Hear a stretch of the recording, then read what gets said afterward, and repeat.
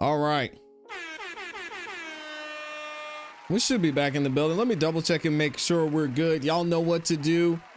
Drop a 1 in the chat if you can hear me. Drop a 1 in the chat if you can see me. We up here looking all crispy and clean on the screen. And welcome, y'all. It looks like we're good. Welcome back to another YouTube live stream and another episode of the ClassE Morning Show. I'm your host, ClassE, at patreon.com/ClassEbeats, by the way. The link is in the description as well as in the pinned comment in the chat. Today, we've got a very, very interesting topic to go into. We're going to talk about Antonio Brown. We're getting into what's happening with Letitia James today, and she might actually get a win. We're going to see moving forward. And then we've got Alan Jackson up here, went off in court. We talked about what's going on with Alan Jackson and his new client. We're actually going to see Action Jackson back at it in court today with his new client, Frazier Bone. We're going to get into that a little bit later. But before I get into our topics, we got to say what's up to the people, man. Shout out and thank you to everyone that's in here. Of course, y'all know my awesome, amazing Amy is in the building. Shout out to Amy, always showing up, showing out, and supporting, doing what she does, and that's be amazing. Thank you so much, Amy, for the love. We got Les Cleaver in here. A Fitz is in the building. Mr. Brown's back at it. Taco Tuesday is in here as well.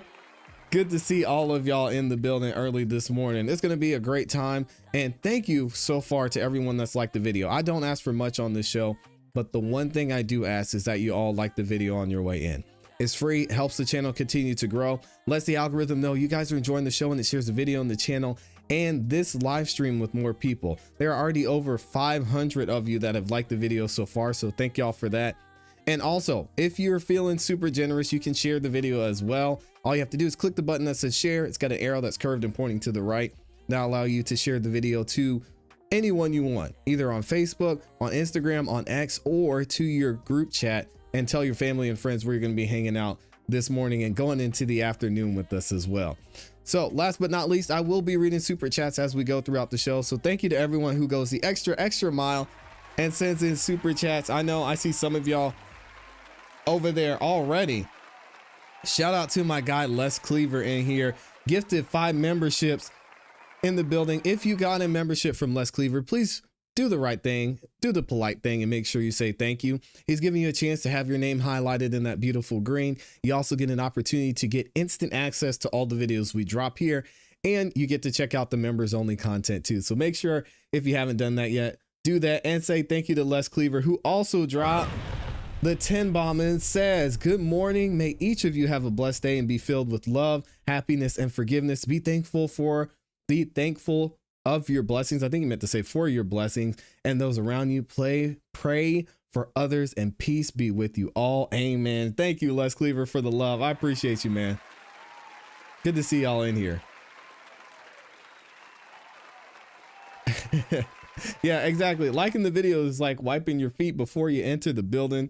I appreciate everyone who does that, because it really does help us out a lot. I know I say it every single show and throughout every single show. And I'm gonna keep doing it because it's free, guys. It's free. It takes less than a second. Y'all show us some love if you could. All right, let's go ahead and get into our first topic. We actually talked about Antonio Brown, what was going on with his entire situation. Absolutely crazy what was happening with him. I personally knew that Antonio Brown had some legal issues. I didn't realize he was on the run out of the country. He was found in Dubai, extradited from Dubai on charges of attempted murder. Yes, you heard that right. Attempted murder. So we went through the entire story. Antonio Brown allegedly was running through the crowd, had an issue, an altercation with someone. He took a gun. He shot fires into the crowd with the gun, and now he's being charged with attempted murder. So he was extradited from Dubai, where he was on the run from the law, and he's back in Miami-Dade County. And we're going to actually get into his court proceeding here. I'll give you guys some more information about his charges, and we're going to talk about bond here. I've watched some of this video and got to hear what his bond is. I think you all are going to be surprised at the bond amount for attempted murder, especially for someone who we know has a lot of resources just because of his football career, and for the charge as well. Let's go ahead and get into it. Now I can call the regular calendar. Page 16, Antonio Brown. Is he on Zoom? And AB is here. Good morning, Judge. Here. Good morning. My corrections. I don't see him, though. And I don't know if you're all able to see him on the screen. There he is. I don't see him yet. Hi, Mr. Brown. Good morning, sir. You were arrested pursuant to an arrest warrant charging you with 1 count of attempted second-degree murder with a firearm. Dang. So your attorney is here. I don't see him on this. Video? I think he should be in the court if possible. There we go. All right, I see you now, Antonio. Okay. So, sir, you're charged with pursuant to an arrest warrant here, and the charge is attempted second-degree murder with a firearm. Present is your Jeez. lawyer. Can you announce, please? Good morning, Your Honor. Mark Eiglarz with the privilege to represent Antonio Brown. State. Morning, Your Honor. Kimberly Rivera on behalf of the state. Good morning. Judge, may I make an appearance, please? Who else is here? Judge, I'm Richard Cooper on behalf of the victim in this matter, Zulkarnain Nantambu. Okay, Madam Clerk. That's One the sec. person who AB shot at.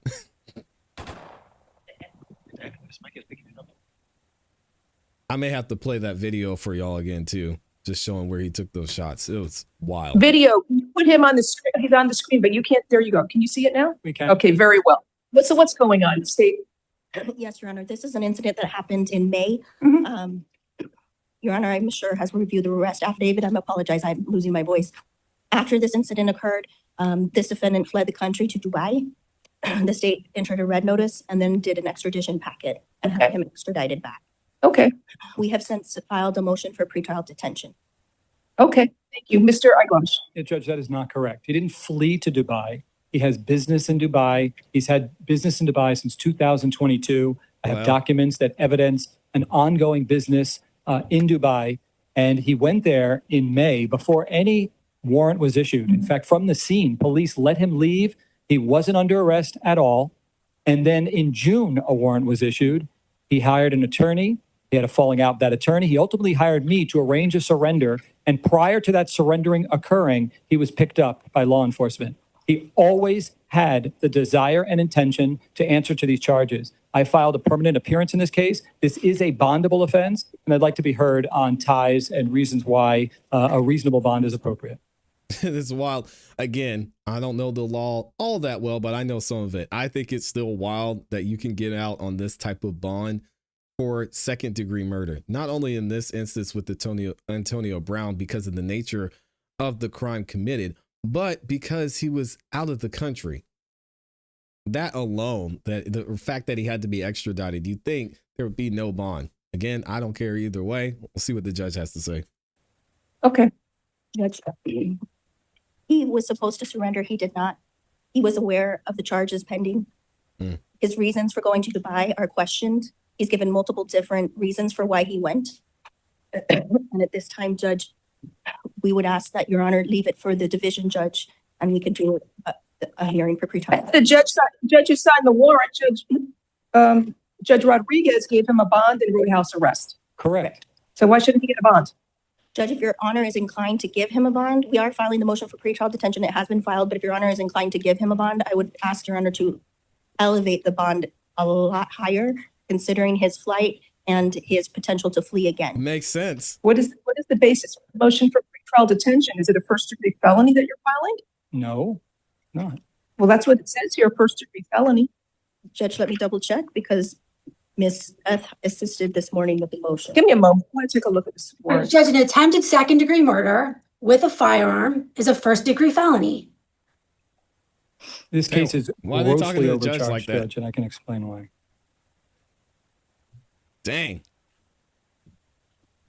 So where are they going to go for battery? And shout out to the judge, hey, not playing favorites. And I don't know why you're saying he shouldn't get a bond. This is a bondable offense. As crazy as that is. Judge Mindy Glazer. It's a crazy name.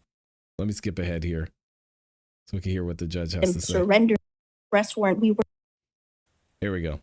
Okay, I had a chance. and Your Honor, at the time of this arrest warrant, we were speaking with representation of Mr. Brown in anticipation of him surrendering himself.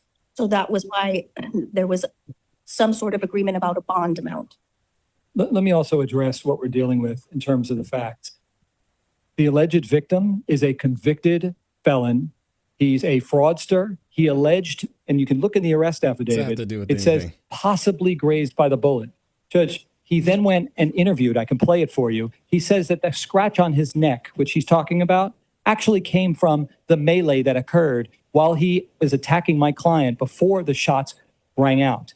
So you're dealing with someone who also, by the way, was arrested during the Super Bowl for protesting, and he was resisting violently law enforcement. He's well known. You Google him, you see this. What does that have to do with the charges? What does the victim's criminal background have to do with these charges against Mr. Brown? We're alleging that there is a long That's a really history good question. between my client and this gentleman where my client was attacked by him during this incident. It goes back to a time where he was jailed, the alleged victim, for robbing my client. And he spent Sure. over 30 days in jail. There's a long history here, Judge. And that all becomes relevant when we argue that this was self-defense, every action that he took. But ultimately, we're talking about a case where the legislators believe that a bond is appropriate. I'm asking for a reasonable bond. The state initially thought $10,000 and house arrest level 2 was appropriate.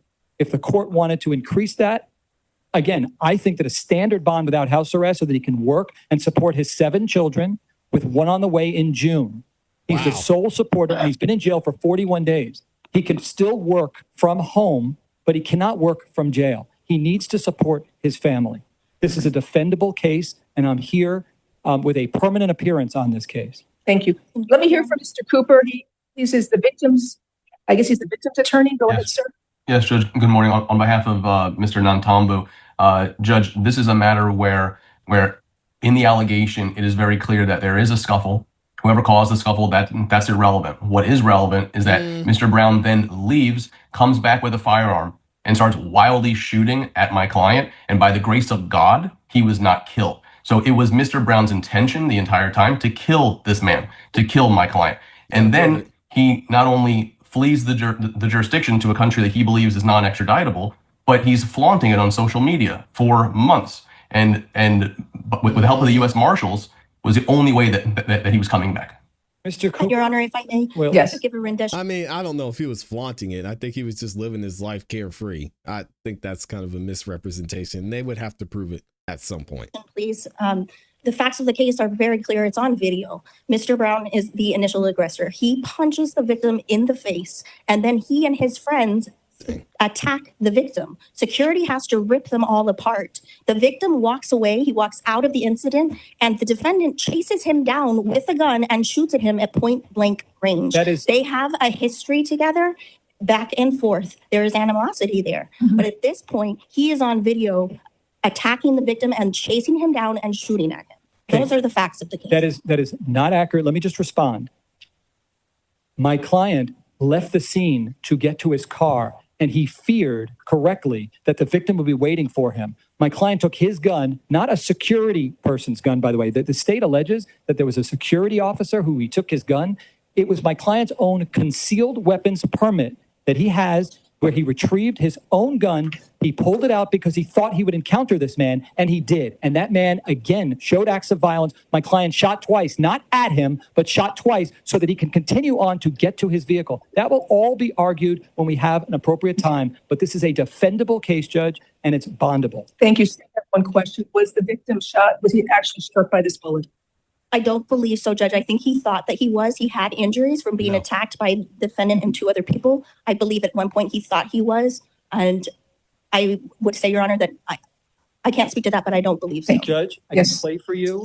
I don't need to hear that. That's not part of the record now, and that's for trial. He does say, I was scratched on my neck, not by a bullet. Thank you. Mr. Brown, I'm ordering that you stay away from the alleged victim, Zui Kwarnan Kwambe Nantambu. No contact with the alleged victim, either directly, indirectly, in person, in writing, by telephone, or through third parties. And you must stay at least 500 feet away from the victim, the alleged victim, his home and school and place of employment at all times. Was this arrest location at a club or a bar? Judge, he was in Dubai. He was Where this It incident was in occurred. Little Haven, It took place at a boxing match. Miami. say it, a boxing event, a social media In Miami. boxing event. Do you want him to stay away from this location? We have no objection to him not I returning to don't that know the location. address, but let me get the address from the warrant. Is it 221 North 67th Street? So stay away from the location of the business or boxing venue of 221 North 67th Street, Miami, Florida. Do you understand the stay away order, sir? Yes, ma'am. Thank you. So he can't Okay. go anywhere. Anything near else there. before I rule? I would just say that if, again, I think a straight bond is appropriate with a stay away. They already have his passport. But if the court is inclined to go along with what the state's recommendation was, which would include house arrest level 2, I would tell you that he'd be living at his home in Broward, 3600 East Oak Circle. He's owned that home since 2014. Do you have any priors? Judge, I believe he has a withhold out of Broward, nothing extensive. This looks like an aggravated assault with a deadly weapon, together with maybe separate battery. I don't know why it's charged with attempted second degree. There's the battery. So the judge is agreeing they overcharged AB. The judge is like, y'all are tripping. This looks like assault with the deadly, maybe battery. Come on with that second degree. The judge is annoyed. Shout out to this judge. 600 East Oak Circle. He's owned that home since 2014. Do you have any priors? Judge, I believe he has a withhold out of Broward, nothing extensive. This looks like an aggravated assault with a deadly weapon, together with maybe separate battery. I don't know why it's charged with attempted second degree. It's overcharged, Judge. It is. A judge found probable cause, so I have to rely on what the other judge found. Your Honor, if I may be heard, if Your Honor is inclined to grant a monetary bond, I would ask that Your Honor elevate it. This man was a successful NFL player, clearly has the means to flee again. And so I would ask Your Honor. He has 7 children. Are they living in Dubai? They went to, yes, Your Honor. The whole They family? flew to Dubai. There was a social media post. He flew them out on his birthday and they went out on a Dang, that's private crazy. yacht. They'll His be, children were they'll there. be here, So he living could be- here. I may Please finish, don't speak over. Judge, he has the means to flee again. So I would ask Your Honor, if you're inclined to grant a monetary bond, to please consider that and elevate it substantially. He had a passport. He no longer has a passport. He'll be living at his home right near my office in Broward County, right near my home, and be working zealously on his Did you have case. dinner at your home too? See, you're vouching for him that he's going to return, so, you know. I look forward to working with him zealously on this case, Judge. So I will set a bond. I think an increased bond is warranted. I'm going to deny the state's motion for pretrial detention pending final hearing and set a bond. It will be $25,000.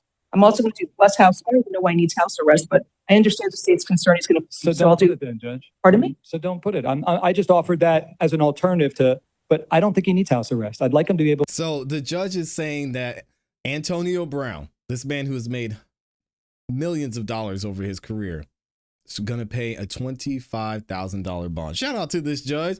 You heard the prosecutor pressing her, saying, hey, judge, listen, this man, he's a millionaire. Please increase his bond, which is insane that they can even say that in court. Again, just goes to the court system and how it's run. Shout out to this judge for just seeing it for what it is. And I agree. It seems like this is clearly overcharged as well. to still They wanna continue to keep earn a him living home. and support his family and be able to liberally come to my office. So I'm going to enter house arrest level 3. So he can work. I'm not going to give him a curfew. At least he'll have the electronic monitor on, so you know he's not a flight risk. They'll know his whereabouts. Don't cut off the monitor because then he'll face additional charges. And the division judge can always readdress the house arrest component. That's fine, Judge. Thank you. You have a good lawyer. Listen to what he tells you. Most importantly, stay locally in Miami. If you want to travel, you're going to have to seek permission from the court. Your attorney, Mr. Eiglarsh, can explain everything to you. Judge, Thank you, Mr. on behalf of Mr. Brown and his Thank you, family, Judge. really grateful. Thank you very much. Good day. Thank you. Thank you, And that's Mr. $25,000 plus GPS, Judge? $25,000 bond plus house arrest former level NFL 3. That's GPS roaming. Thank you, Judge. Good day, sir. Dang, shout out to that judge. She was super fair on this one. Let's see. Y'all haven't seen the video. I'm going to go back and play it for you so you can see the moment when AB got into all this trouble. Check this out from CBS News. Well, former NFL standout Antonio Brown has been extradited from Dubai back to the United States. He's set to face charges related to a shooting that happened earlier this year in Miami, outside of a boxing event. Let's bring in CBS News correspondent Christian Benavides live for us in Miami. Christian, what can you tell us about this case? Liz, former Super Bowl champ Antonio Brown is facing second-degree attempted murder charges. Police say the 37-year-old was taken into custody in Dubai and extradited to the U.S. He's being held in a New Jersey jail and will then be flown to Miami. Earlier today, he waived an extradition hearing, and Miami authorities have 10 days to transport him back to Florida. What is this case all about? Well, Brown is accused of shooting a man outside a celebrity boxing event in Miami back in May. Dang. One video posted to social media shows Brown fighting several people he claimed were trying to rob him. But detectives with the Miami Police Department say after looking at surveillance and cell phone images from the incident that Brown was clearly the aggressor. That's according to Miami police. They allege he shot twice at a man he'd fought with earlier and grazed his neck. And in videos obtained by investigators, Brown can allegedly be seen holding what police say is a black pistol and chasing someone. Moments later, off camera, shots are heard being fired. Back in June, a month after the boxing event, police issued a warrant for Brown's arrest, but Brown never turned himself in. Instead, police say he has been posting on social media videos from Dubai in what authorities say was incidents of taunting them that he was on the lam. Christian, have we heard from Antonio Brown? Well, at this time, court records don't list an chill. attorney for Brown, but Thursday night he posted in part on social media, handed over the keys to the socials while I go through this fight for my innocence. Brown is a one-time 7 NFL Pro Bowler over his 12 years in the league and has had a string of on and off-field controversies spanning multiple teams. Most recently, he was dropped from the Tampa Bay Buccaneers back in 2022. And here's a video that has a better look at what went down. I just want to show y'all one more time, and then we'll keep it moving, because this is where you can actually see Antonio Brown carrying the gun. Well, after nearly 6 months on the run, detectives have found former NFL star Antonio Brown. So you can see Antonio Brown get into a fight here. Brown was wanted for attempted murder That's after him right police there. say he shot at someone during an amateur And then, yeah, there it is. There's the gun, him running with the gun right boxing there. event. NBC6's Nico Clemens is live in Miami. And Nico, And then you had all the shots ringing out. where exactly It's did bad. police find Brown? Let me Well, see Trina, if I can Miami find- police say after months of searching, investigators. Here we go. Back up, Pop! Pop, back up! Months after police say he pulled the trigger, investigators found and arrested former NFL star Antonio Brown in Dubai. Miami police say he was wanted for attempted murder. Pop, back up! A shout out to, oh my gosh, shout out to Clips World is in the chat and actually says, I was there, says, where did it go, Clips World? I was there. They were trying to rob him. That was the talk around the event, that these guys were going to try and rob AB at some point, and they tried to snatch his chain. Yeah, this is weird stuff that goes out. And if he's got a history with this guy, what are you even talking about? I think this one's going to go to trial. I don't see any reason for AB to take a plea deal here, especially considering that the judge is thinking that this second-degree murder is a little much. So let me know what y'all think about this in the comments and in the chat. And again, we got 9,000 of you up in this thing. Oh my goodness. Thank y'all for being here. And thank you to everyone that's liked the video so far as well. If you haven't liked the video yet, please do that. Hold on a second. Oh, y'all heard that. I thought I muted. Crazy. My bad, y'all. I thought I muted. Y'all heard me sneezing over here. Shout out to my awesome, amazing Amy.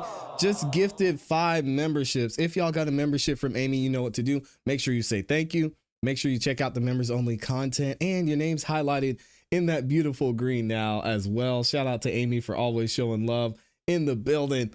Oh, also, Amy has a YouTube channel as well. So if y'all haven't checked out Amy's channel, the link is in the description as well as in the chat. We dropped it in there earlier. Make sure y'all go show her some love, subscribe, hit the notification bell so you don't miss any time that she drops a new video or a new premiere. We were over there watching a premiere with Amy this morning. That was absolutely crazy. She's got some great videos over on her channel. You could sit there and watch her entire channel for hours and hours and hours and probably even days. So make sure if y'all haven't done that yet, go subscribe and show Amy some love.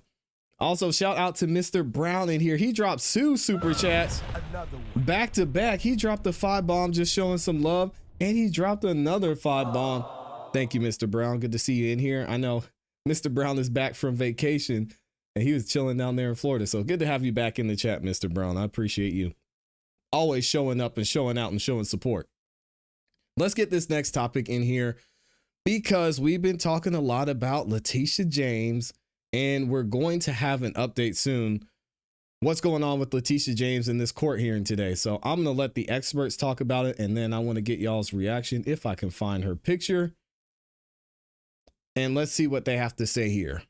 So I think I've got it. Thank you again to everyone that's liked the video so far too. Let me double check. Boom. So today we've got a court hearing that is going to be about Lindsay Halligan. You might be wondering who she is. Well, she was the newly appointed attorney for President Trump. And there's been a lot of issues and there's been a lot of concern with how Lindsay Halligan was appointed, because as soon as she got into her position, she went after James Comey. She went after Letitia James. And now Letitia James and James Comey are saying this person shouldn't have been appointed the way they were appointed. She was only brought here so she could prosecute us because the guy that left this position before didn't want to prosecute us. So now Letitia James and James Comey are trying to get their charges dismissed. And we're going to find out from a judge today if Lindsay Halligan was actually unjustly appointed. So let's check this out from CBS News and find out what's going on here. President Trump's appointee for interim U.S. attorney faces a challenge today in federal court as a judge weighs whether Lindsay Halligan was unlawfully given the job. Today's hearing is part of an effort by former FBI Director James Comey and New York Attorney General Letitia James to get their cases tossed before trial. CBS News legal reporter Katrina Kaufman joins me now with the latest on this move. Katrina, good morning. These are separate efforts essentially doing the same thing. What is in these complaints and what will the judge have to decide? You're right, Errol, but essentially Letitia James said that these should be combined because her and James Comey are making the same argument here. They say Lindsay Halligan was unlawfully installed as the interim U.S. attorney and she had no authority to prosecute them. They say she's violating two different laws, or Attorney General Pam Bondi is here. One is a statute that designates you can appoint an interim attorney for 120 days. They say Pam Bondi can only do this once, Errol. They also say this is in violation of the Appointments Clause of the Constitution, which says ultimately the president has to name someone that is confirmed by the Senate. Now, what the Justice Department says is that, in fact, they think Pam Bondi can appoint each interim U.S. attorney for 120 days, more than one, they're saying. She can. Even if the judge disagrees here, she's also given a special attorney title to Lindsay Halligan, which she says gives her the authority to bring these cases. Because the real question, Errol, is if she was unlawfully appointed, can these indictments stand?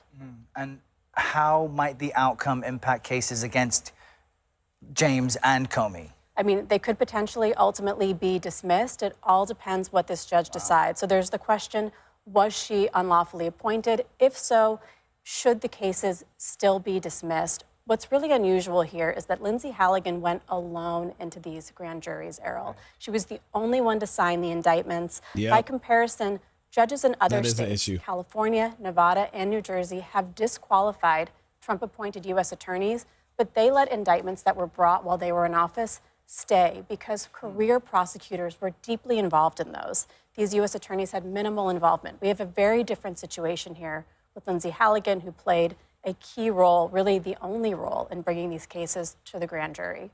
And again, it's being alleged that the gentleman that was in her position before didn't want to bring these indictments, and that's why he resigned. So now we're going to hear from MSNBC, and they're going to talk about what's most likely to happen in this case. Was Lindsay Halligan appointed unlawfully? And could Letitia James and James Comey get their indictments dismissed? Let's see what they have to say. Is here on set with me, and thankfully an MSNBC person officially. Mark Leibovich, staff writer at The Atlantic. He's also an MSNBC political contributor. And Barbara McQuaid, a former U.S. attorney and professor at the University of Michigan Law School. She's also an MSNBC legal analyst, pros one and all. David, I'll come to you first. Just walk us through what we can expect from Comey today. It was mentioned already, but it's a motion that will argue that the prosecution of Comey is selective and vindictive. The selective part is that has anyone else faced a charge like this? Is it really unprecedented or not? And vindictive, and this is the interesting part, in a sense, politically, the extraordinary role of Donald Trump publicly calling for these charges to be brought. The fact that the career prosecutors in the Eastern District of Virginia, as far as we've been told, didn't feel there was enough of a case here to bring it. He then ousts one person there and then brings in his former personal attorney, Lindsay Halligan. So that's what we expect. And, we don't know how the judge in the case will rule. And even if the judge rules one way or another, this can be appealed and go to a higher court. Yeah, so it's likely just the first chapter in a very long book that we're going to see written here in regards to Comey. But Barb, what do you see as the potential strength of these claims? That the prosecution was vindictive, that's one that is typically hard to succeed on the merits of. But in this instance, it does feel like it has a point. And then the other piece of it, which is that Halligan herself not only has no prosecutorial experience, but they're charging that potentially she's in her role illegally, and thusly that could erode the legitimacy of this case even further, right? Talk to us about what you see here. Yes, vindictive prosecution can be very difficult to prove because prosecutors enjoy an enormous amount of discretion under our constitutional separation of powers.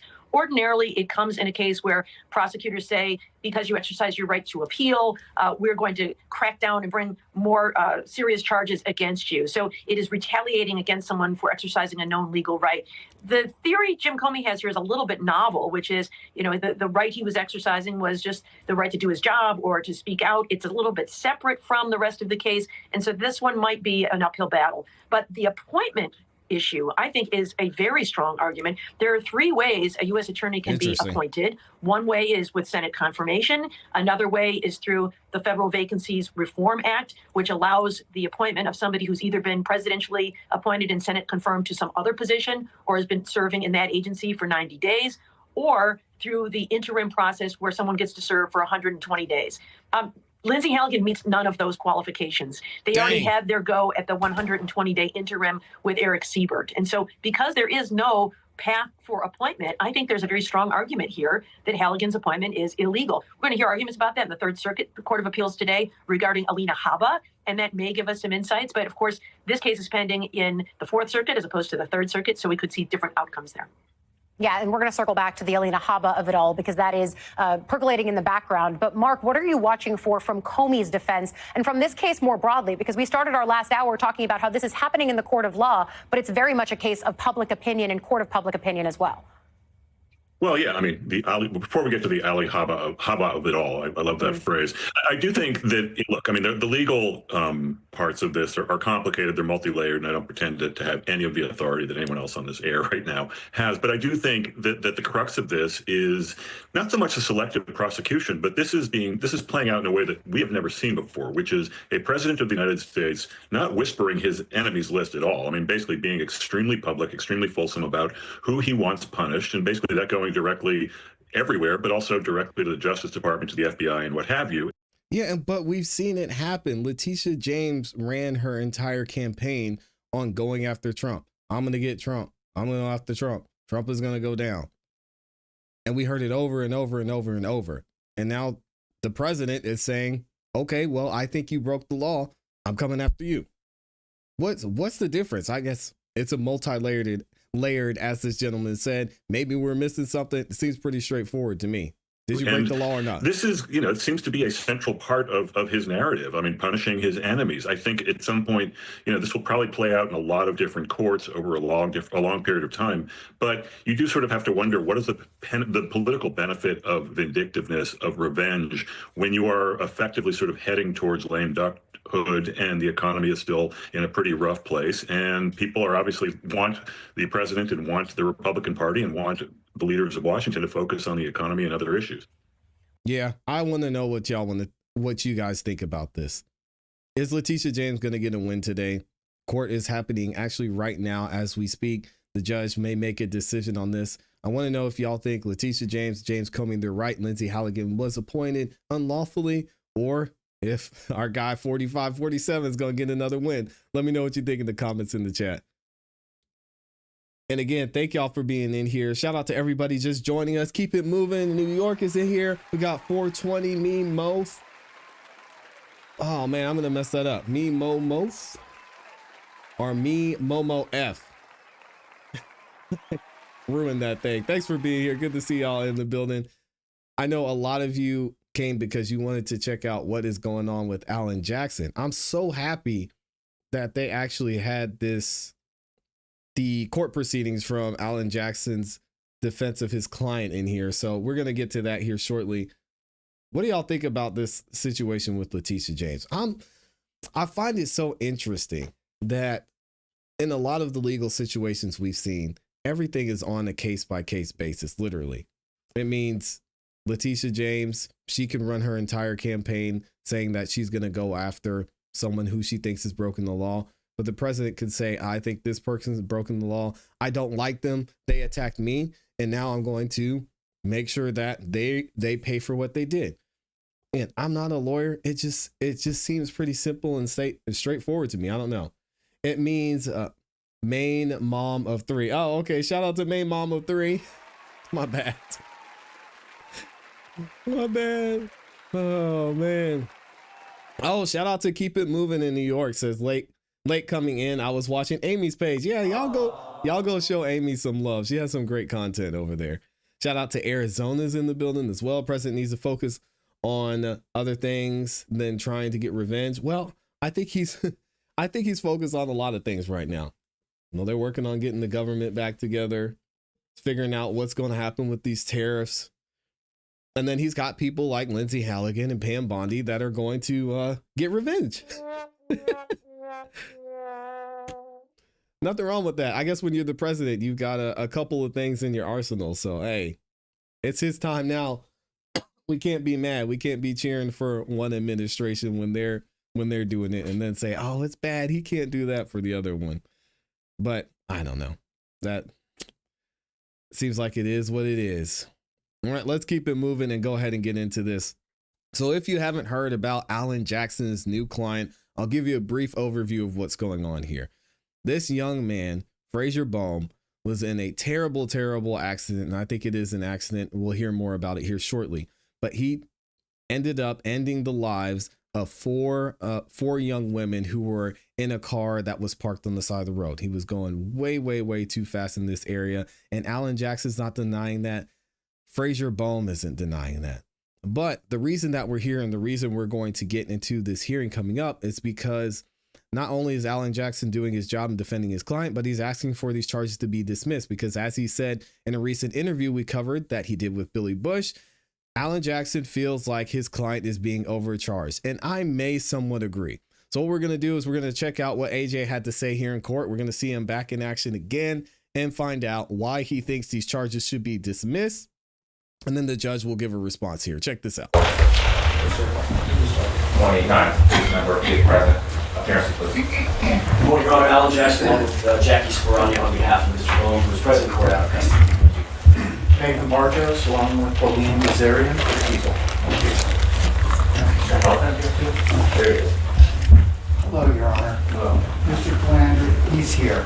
We'd ask the court to recall the bench warrant that was, or the body attachment that was held till today's day. Here we go. Thank you. Thank you.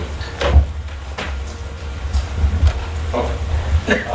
The matter's here for hearing on the 995 motion that Mr. Jackson's Speroni filed, which I have read and considered, as well as the people's opposition and the defense reply. I read all of those several times, as well as the preliminary hearing transcript, and I reviewed the exhibits for the preliminary hearing that were admitted into evidence as well. Who's going to handle the? Mr. Jackson going to handle it? Okay. The 995, yes. All right, obviously, I've read your written submission, but if you would like to add to it, this is the opportunity. Thank you.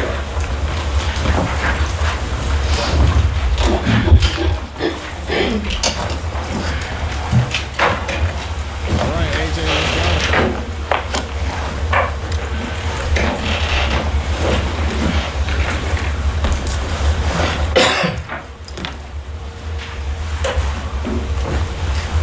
Your Honor, thank you, first of all, for allowing us to be heard on this. I will try not to repeat myself. Obviously, the court has read our submission, read all the exhibits, the preliminary hearing transcript, but I think that there are certain issues that do bear on the court's ultimate determination, and I'm going to highlight those issues as best I can and as succinctly as I can. And it starts with one truth, a legal truth here in California.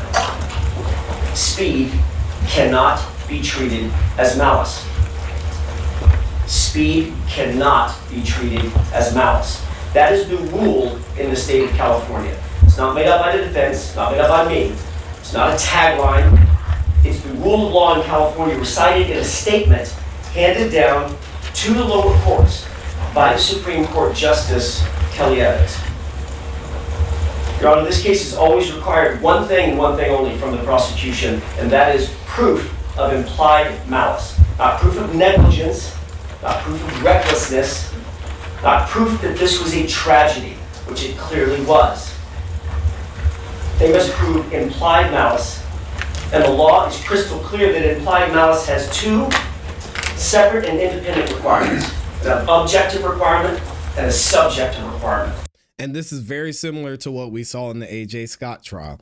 And Alan Jackson is right on this when it comes to the law, obviously. We saw with the A.J. Scott situation, yes, this was a police officer who should have known better. He ended up killing 2 people, severely injuring 2 others. But at the end of the day, just because he was speeding and just because he was being stupid, that doesn't mean that he was intending to kill somebody or was like, hey, let me go out here and drive as fast as I can and try and kill someone. That's AJ's argument. The prosecution has never satisfied either of those. Certainly not at the preliminary hearing. And I want to be very clear. Right now, at least for the first part of my comments, I want to separate those two into different legal pillars. The first thing I want to address is the objective requirement. What act did Frazier Bone commit that objectively involved a high probability that it would result in death? That's the question before the court. That was the question before the magistrate. What happened on Pacific Coast Highway, I could not be clearer about this, was a tragic collision. But tragedy does not equal murder. And the law does not permit the district attorney to convert a fatal accident into second-degree murder simply by calling speed malice. Because we go back to that first postulate, speed cannot be malice in California. This guy's good. Your Honor, there was no alcohol, no drugs, no texting, no racing, no distraction, no prior DUI by my client, no advisements, no Watson warnings, no statement of indifference after the fact, no criminal history, no driving history, no bad driving history, no serious consequences imposed by the government in a judicial proceeding. And again, as much as I hate to interrupt the great Alan Jackson, just think of what's at stake here. Using the A.J. Scott case as a reference, this young man, Frazier Bone, is facing 4 life sentences. Or let's just say he's facing 4 murder charges, which we know could result in life sentences, right? Versus if this were charged maybe in a way that Alan Jackson would prefer, now you're looking at maybe 8, 10, 15 years versus life on life on life on life, which we even saw he's going to mention here, Brian Kohberger. Nothing that has ever been cited in the cases where implied malice has been upheld in California. So what are the people left with? What are they left with? All of those no's, one after another, after another, after another, Judge, all of those no's make them rely on one thing and one thing only, and this is the basis of their entire theoretical postulate. Speed. That's it. Alleged speed at that. Disputed speed. Undefined speed. And now, after apparently abandoning that exact theory, which is what they argued at the preliminary hearing, they want this court to treat speed alone as implied malice. And that is not the law. That brings us to the fundamental problem in their briefing and in the magistrate's ruling. The prosecution has misstated or did misstate at the preliminary hearing the legal standard, and the magistrate clearly accepted that incorrect standard. They collapsed the 2 prongs of implied malice into one, the 2 prongs being the objective and the subjective into one prong, and they continue to do so even as recently as their reply. The reply brief that we received this morning states, quote, "The objective and subjective determination of the lethality of speed." That is a direct quote from the prosecution's reply brief from this morning. They still are conflating and combining the objective and the subjective factors, and the law says you cannot do that. And they're doing it on the back of, quote, "the lethality of speed." They go on to say in their reply brief, in a 2-page reply, in addition to speed, he also lost control of the car. Well, Judge, By definition, every crash involving speed is also going to include the loss of control of the vehicle. Otherwise, no crash. He's good. And then they throw in as almost a Hail Mary. And by the way, the defendant, quote, was aware that he did not have full control of his vehicle prior to doing so, end quote. What? No citation, no quotation to the record, no citation to the transcript, nothing. Just a blatant, bald-faced statement with no foundation in fact. Where is the evidence? What evidence did they produce and present to the magistrate that my client, quote, was aware that he did not have full control of his vehicle prior to doing so, prior to speeding, and prior to the collision? There is none. Great point.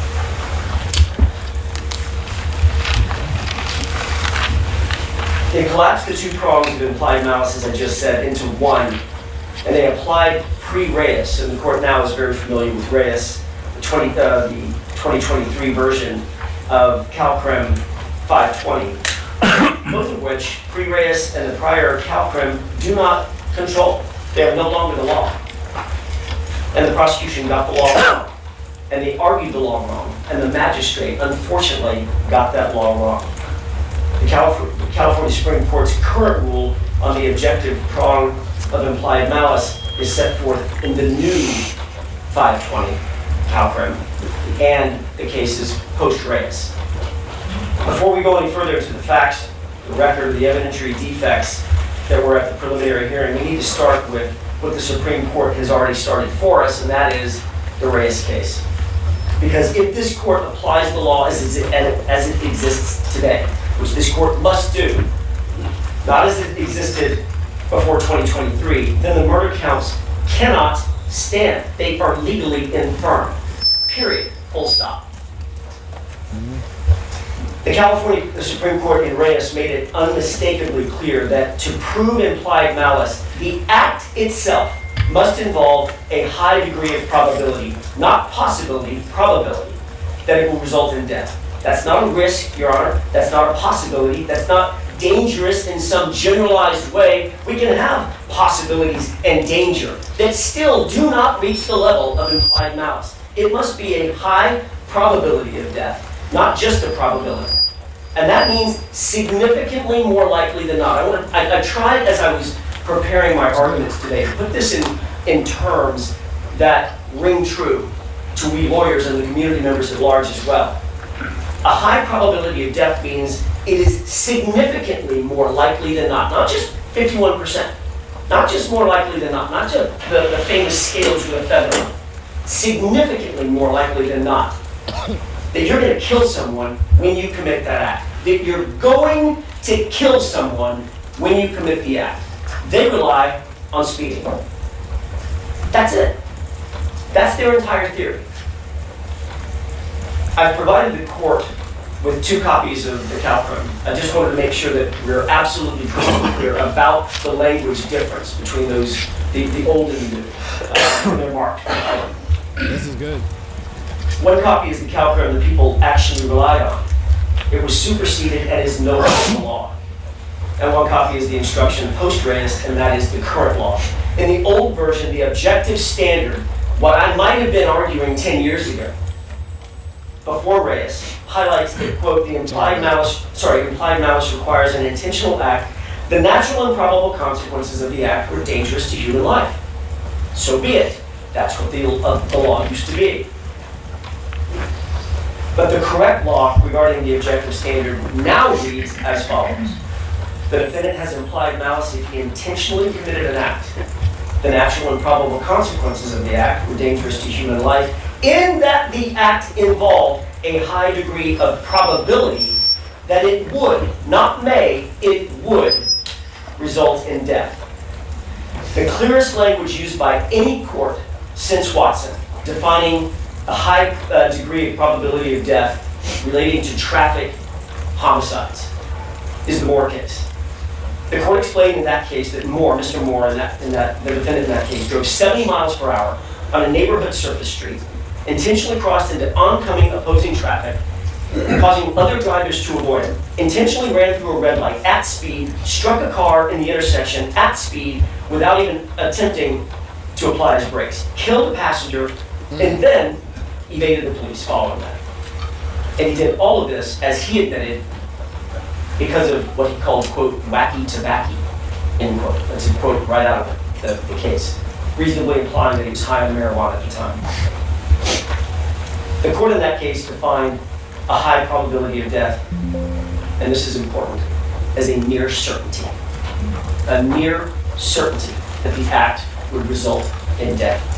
Yeah, and that's an interesting point. I want to read you guys some notes that I took here when it comes to implied malice in California specifically. But that's a great point. If you're going 100 miles an hour down the street and somebody opens their door and then you accidentally hit them, the door flies, they end up passing away.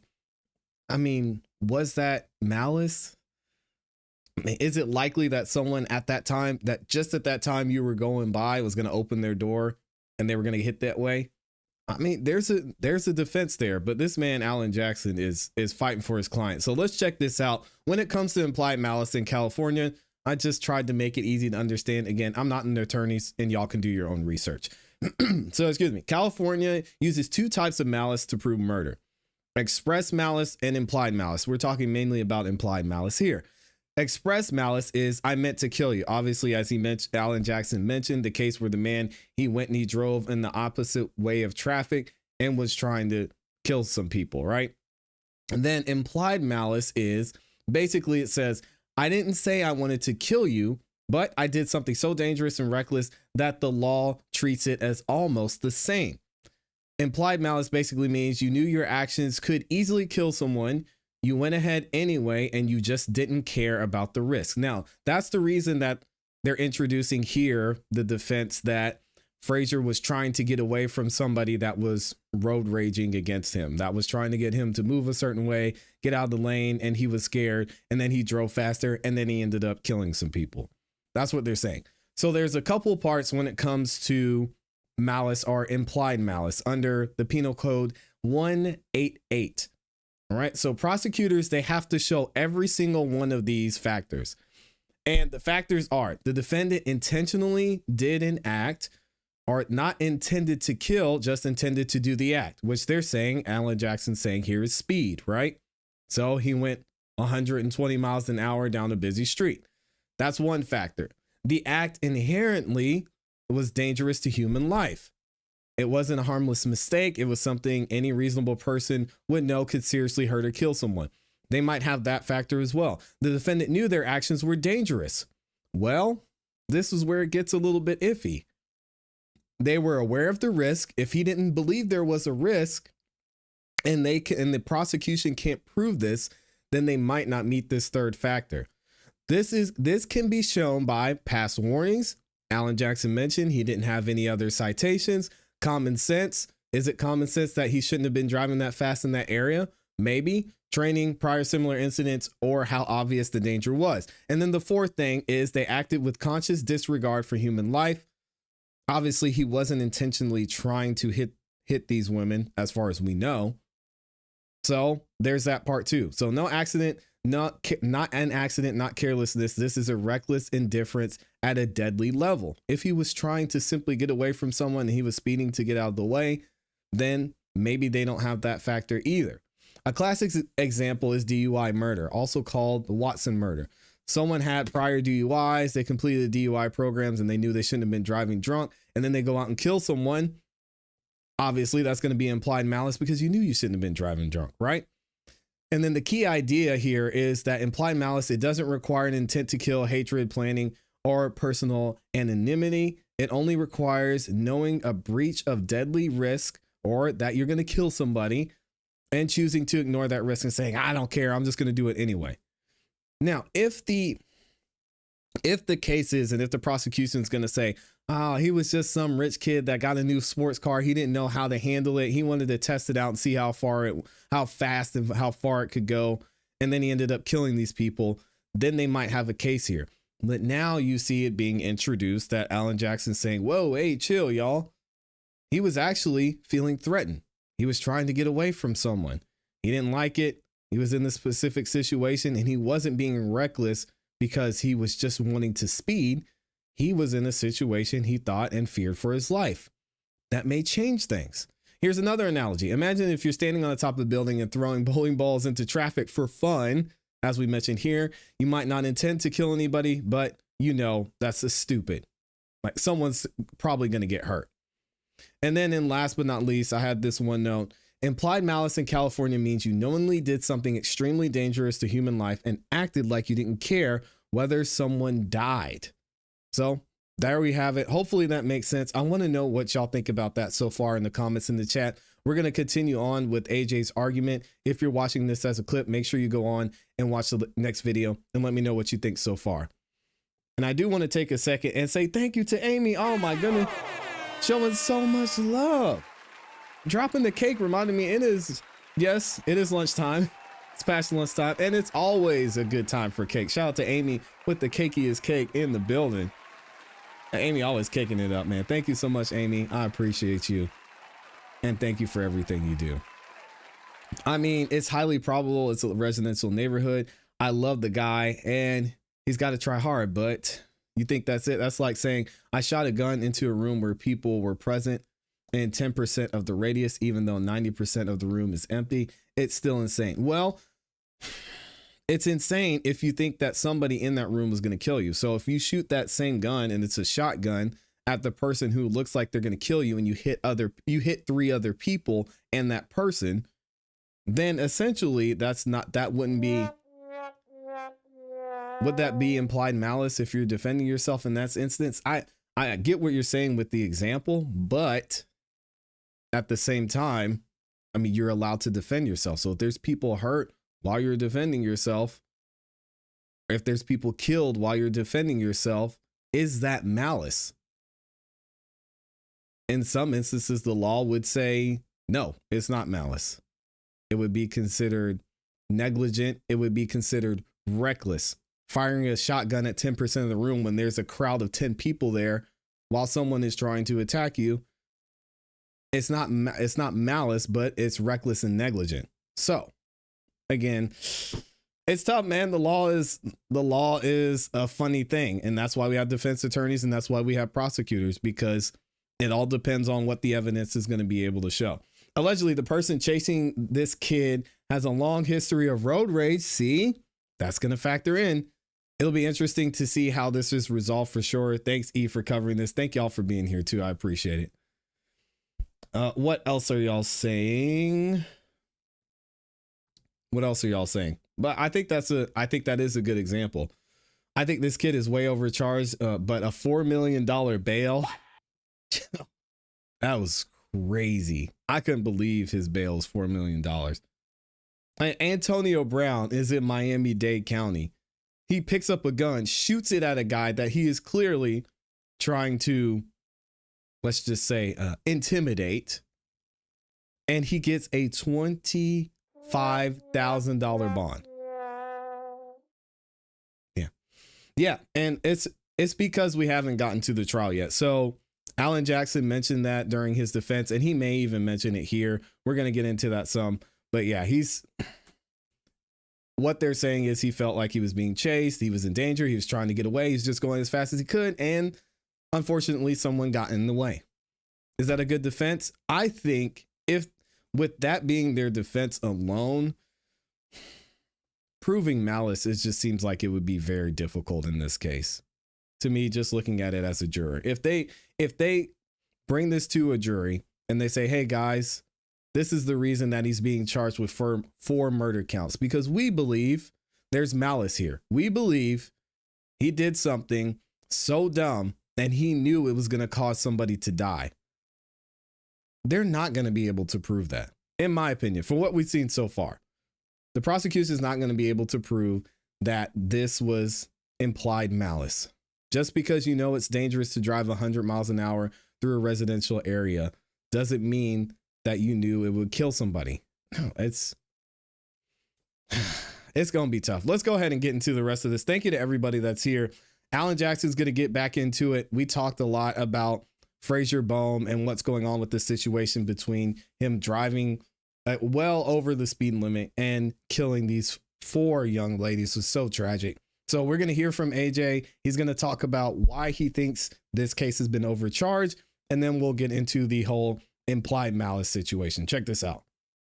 That's what a high probability of death means in California. Not that the act possibly could cause death, not that the act probably would cause death, not that the act was dangerous or even highly dangerous, but rather that it's a near certainty that the act alone would cause death. Did the people say or establish in any way at the preliminary hearing that the mere act of speeding on PCH, that's what their postulate is, the mere act of speeding on PCH is nearly certain to cause death? That is absurd. They did not, because they cannot. It is objectively not true that speeding on PCH nearly always causes death. In fact, it does not, and the people well know it. So that objective factor, and the act claimed by the people as a high probability of causing death, has simply not been met. It wasn't met at the preliminary hearing. Therefore, there is no implied malice to prove this case, or to prove those charges. That is the controlling law in California, and it's simply not the standard that the prosecution applied, and it's not the standard that the magistrate applied, respectively. The prosecution argued at the preliminary hearing, and what the magistrate ultimately accepted is the old formulation, that an act is sufficient to satisfy the objective requirement if it's dangerous to human life. And again, if we were standing here arguing this in 2015 or even 2022 before Reyes, I might not even be making this argument. But here we are in 2025, post-Reyes, and that's no longer the law. Danger is no longer enough. The Supreme Court expressly rejected that diluted standard and replaced it with a far, far more narrow standard. And that matters in this case. This is that type of case where the law actually makes a difference. The law actually defines what this court can and should do. Because failing the objective prong just ends the inquiry. We're just done. If the act does not objectively involve a high probability of death, there is no implied malice, even if the defendant was fully aware of the risk. And in this case, he wasn't, which I'll get to in just a second. The Supreme Court Justice that I referred to earlier, Justice Evans, has already anticipated and warned against the exact mistake that the people are making in this case. She literally saw it coming, the exact arguments that they're making, and warned the lower courts against that argument. In a published statement following Reyes, Supreme Court Justice Evans explained that lower courts in vehicular cases have been ignoring the objective standard, applying an outdated CalPrim language, and treating speed as if it were inherently sufficient to show implied malice. It doesn't get much clearer than that. I agree. She stated plainly, quote, and this is her quote, not mine, quote, speeding, even at a high rate, does not automatically equate to a high probability of death, end quote. That is not my characterization. That is a sitting California Supreme Court Justice explaining that in vehicular cases, you must apply the Reyes standard, and failing to do so is reversible error. The fact is the people in their entire opposition relied on and stated the wrong law, and the magistrate got the law wrong as well. Justice Evans explained why that outdated law was changed. Why was it changed in the first place? Why even address it? She explained that thousands of Californians drive at excessive speeds every day without causing death. As the Justice noted, just as drunk driving does not always, or even usually, result in death, even as speeding. That means speeding, even extreme speeding, cannot be treated as malice per se, which is what the people are asking this court to do, and what they asked the magistrate to do. There must be evidence that the act in the circumstances, the actual act in the circumstances presented, had a high probability of actually causing death. And here there is none. Not one witness, not one expert, not one data point, not a study, no, not one foundation of evidence that driving at X speed for X number of seconds has a high probability of killing someone. But people didn't even try to make that showing because they cannot. They relied instead on outdated pre-Reyes jury instruction, and the Supreme Court's already said that's manifest error. And as Justice Evans said, I just indicated, she warned courts, don't do this. Do not do this. The people are asking this court to do exactly that. If this court applies the law as it currently exists, as I've discussed it, post-Reyes, It's a great The argument. murder counts have to be dismissed. Now we have the correct legal frame. I want to return back to the prosecution's theory, the one that they propounded at the preliminary hearing, the one that they relied on in their opposition papers. At the preliminary hearing, the prosecution's argument was there has to be a number where speed becomes murder. There has to be a number where speed becomes murder. It's undefined. There just has to be one, Your Honor, where speed becomes murder. That was their theory then. They told the magistrate that speed itself was both the objective and the subjective proof of implied malice, and even in their reply papers, they do the same thing today. Objective and subjective determination of the lethality of speed. They're still continuing to make the same legal error. Yeah, I don't like it. That's not the law. There is no magic number at which speed automatically becomes murder. The law doesn't permit implied malice to be inferred from some undefined mileage per hour or even a defined mileage per hour. And the Supreme Court in Reyes and after Reyes has explicitly warned courts not to collapse those two objective and subjective standards or prongs into one single fact, like, for instance, speed. In the opposition, the people have abandoned their original argument. They've tried to replace it with something even more legally deficient. The idea that Frazier's general familiarity with the phrase, quote, speed kills, that slogan, proves both knowledge and conscious disregard. Because once he heard the slogan, or because one time he may have heard the slogan or saw it somewhere on the side of a bus or a bus bench. Right. That is not proof of subjective malice. That is proof that... Yeah, that's like saying just because your mom and dad said, now, Jimmy, don't you go out there speeding, and then you speed and you kill somebody. No, we're not doing that. Great point by AJ, as always. The defendant is a human being who's seen the same public safety billboards that you and I have seen and the rest of us, everybody in the audience, have seen and are familiar with. Think about it. If this court, Your Honor, were to uphold the people's improper theory, every time there's a vehicular fatality, pretty much every time, all the officer would need to do is say, have you heard that speed kills? And if the unsuspecting driver says yes, now they're facing murder charges? Exactly. Implied malice requires the defendant to have actually appreciated the specific danger of his or her act at that time. Not a general awareness that speeding somewhere, sometime, somehow may be dangerous. The requirement is this. I know the act is nearly certain to kill someone, and I'm going to do it anyway. That's the standard as set out by the Supreme Court. I know the act I'm about to engage in is nearly certain to kill someone. I'm going to do it anyway. That's implied malice. That's the subjective factor. Yep. Nothing in the record comes close to that standard, Your Honor, and the people know that, which is why they're trying to replace evidence with inference and slogans like speed kills. The people also want to rest on the fact that Frazier knew friends who died in an automobile accident at some point in his past. They want to suggest that that's enough for his subjective intent to consciously disregard the near certainty that speed can kill someone.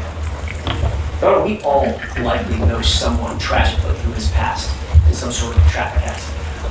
I'll bet if I asked for a showing of hands in this courtroom, very few wouldn't go up if I said, do you know someone or know someone who knew someone who tragically passed in a traffic accident?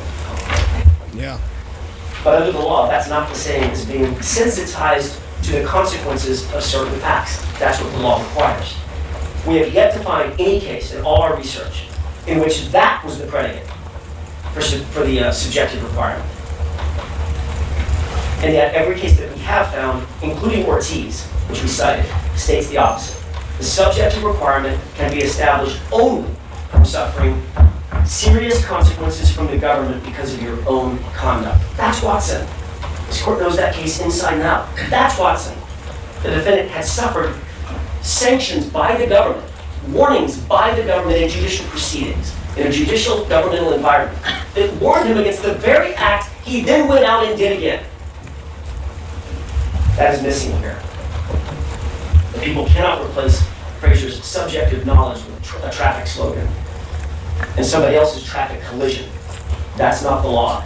The court has never done it, and I seriously doubt that this court wants to be the first. Thus, the prosecution cannot satisfy the subjective component either of murder. or implied malice.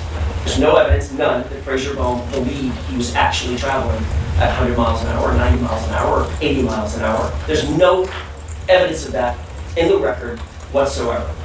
The unrefuted evidence of what was subjectively in Frazier's mind is, the court read the transcript, I don't know, I don't know, I don't know, when asked over and over and over, how fast were you going? He said, I don't know. If Frazier did not know his speed, then clearly he could not have consciously disregarded a danger he didn't perceive. This is going to be a great case. You can already hear the reasonable doubt being introduced here. This is going to be really good, especially once we get to Frazier talking to the police, his statement after the accident happened, what he said later on, the facts surrounding the case and the actual incident. Sad that 4 lives were lost here, but this is going to be something I think that's interesting from a legal standpoint for sure. The Supreme Court has repeatedly said you can't disregard a fact you don't know. Further, unlike in the Moore case, which I cited to the court a little bit earlier, and Gonzalez, which is in our papers, where the defendants admitted that they knew that what they were doing had a high probability of death, and they didn't care. They knew exactly what they were doing in both of those cases. And the defendants in both of those cases said, I don't care. There's no evidence that Frazier knew what he was doing was, quote, nearly certain, end quote, to kill anyone, a high probability of death. Nobody wears a sign around their neck saying, my intent is to do this. My knowledge is so-and-so. It has to be judged by their actions and by the totality of the circumstances, doesn't it? Nobody comes out and says, my intention is to kill somebody when they point a gun at someone. My intention is to kill you. Nobody says that. You have to base your judgment as to what their intent was and their knowledge on their actions and on the circumstances surrounding it, don't you? Circumstantial evidence has to be used to a certain degree. Absolutely, I agree with that. Nobody wears the sign around their neck saying, I intend to do this. But in every case in which that subjective knowledge has been imputed to a defendant, in every case, Ortiz, Gonzalez, Moore, all those cases have evidence in the record that the defendant knew what he was doing had a high probability of death and then ignored it, intentionally ignored it, through his statements, through his conduct after the fact, through fleeing after the fact, trying to avoid prosecution after the fact, saying, I knew I was going to go through the intersection. In Moore, for God's sake, the man drove through an intersection, killed a pedestrian, drove home, then said, when the officer said, well, you know what you did, didn't you? And he said, yeah, I think I cut the guy in half. It was disgusting. And there was subsequent post-conduct comments by all of those defendants to suggest they knew what they were doing and didn't care about it. That's the inferential evidence that was used in those cases, and that's what I'm highlighting to the court that we don't have with Frazier. He didn't know how fast he was going. He did not have that information. That post-accident conduct, as disgusting as it was a factor, but it wasn't in and of itself determinative. It was a factor that they used in addition to the other factors to indicate inferentially that they knew that their conduct, that speeding on surface streets, high rate of speed, going through an intersection, etc., was inherently dangerous to a point that it was in that, as the jury instruction says, in that there was a high probability of causing death. That's what's missing, Your Honor. The court is exactly right in highlighting this. Of course nobody's going to wear a sign or send a voicemail saying, I know what I'm about to do is nearly certain to cause death. The problem with the prosecution's case and the magistrate's holding order is that there's no evidence. The record is completely deplete of evidence that Frazier knew how fast he was going. That's why I brought up his statement. How would somebody driving 100 miles an hour, 90, or whatever the speed actually was up in that range, not know that you're going super fast? How would you not know that? Realistically. Super fast is not the standard. No. But answer my question. If you're driving a car 95 miles an hour, you know you're not driving 40. Am I wrong about that? You're not wrong about that. But speed alone is not. I understand that. Speed alone is not. It's not enough. But to gauge a person's knowledge of what it is that they're doing, the consciousness of it, you have to use common sense as well. And I'm sorry, when you're driving 95 miles an hour, 100 miles an hour, you know you're driving extremely fast. You know that. If other cars are driving 70, 75, 80 on Pacific Coast Highway, which, Your Honor, they do all the time. I mean, now we're just talking about perception, right? Now we're talking about the court's perception. You must perceive that you're going fast. I was on that road 2 weeks ago, there were sports cars passing me. I was going 70. By the way, that was above the speed limit. Didn't realize it because every car next to me was either going the same speed or going faster than me. It's a perception issue. It's not like he was going 70 or 80 or 90 miles an hour, or whatever the speed is, which the prosecution cannot define in a 25 mile an hour zone right next to a school. He's on PCH. And other cars are going similar speeds. Yes, he may have been going faster than the cars next to him, but not to a degree that it's a near certainty to cause death. Well, and that's the point at which it would have to be. I'm going to discuss the testimony from Freeland and what the underlying facts of the case are, but just as a preview, all of the evidence from the civilian witnesses in the case is that the defendant zoomed away far faster. They couldn't even come close to saying whether he was driving so fast. He was hundreds of yards ahead at the time of the crash. The witnesses, not a single witness at the preliminary hearing put him going 100 miles an hour. Not a single one. As a matter of fact, the witnesses that were asked how fast do you think he was going, they estimated him going around 70. That was in the preliminary hearing transcript. I'm not there. That's what they said. That is not extraordinary, and certainly that's not enough to suggest a near certainty that someone is going to die. And guys, you can tell the difference.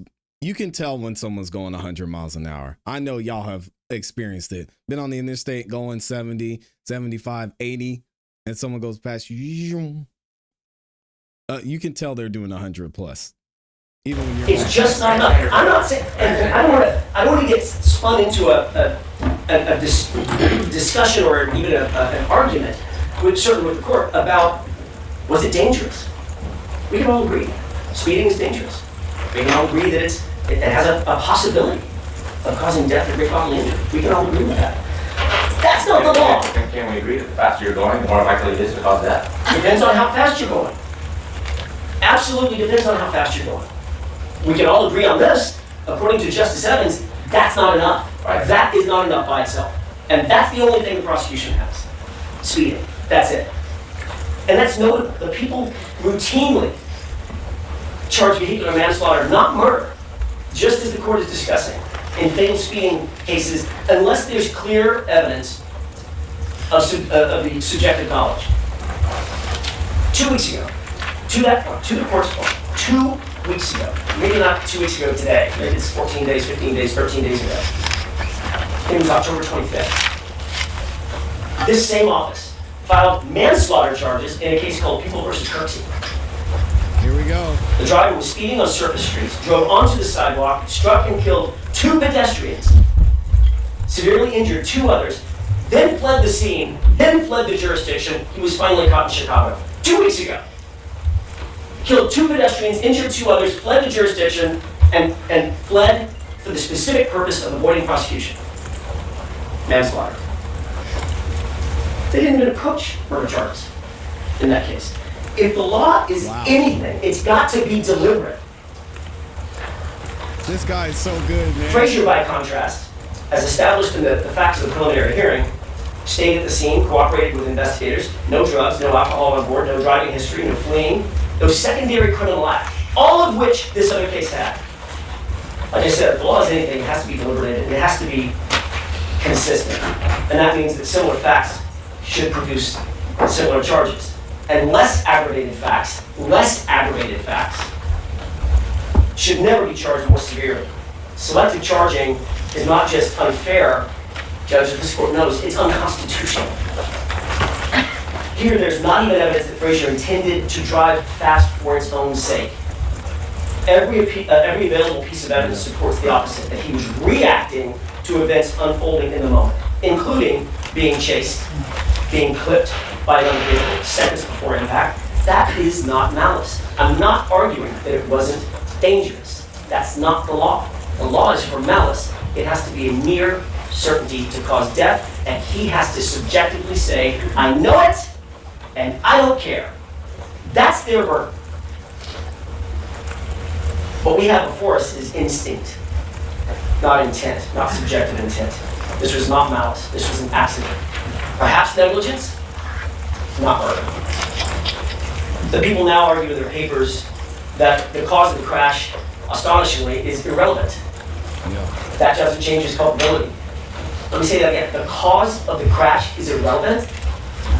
Your Honor, this is a murder case. Causation is everything. If Frazier was clipped or swerved or reacted to external events, then his act was not the probable cause of death. That alone defeats the murder charge, and the people's own exhibits show driver's side contact with his car, white paint transfer, matching the damage to Ms. Ortiz's vehicle. The very facts that the prosecution sort of wants to pretend doesn't exist. And you cannot argue implied malice when the defendant's conduct was reactive rather than intentional.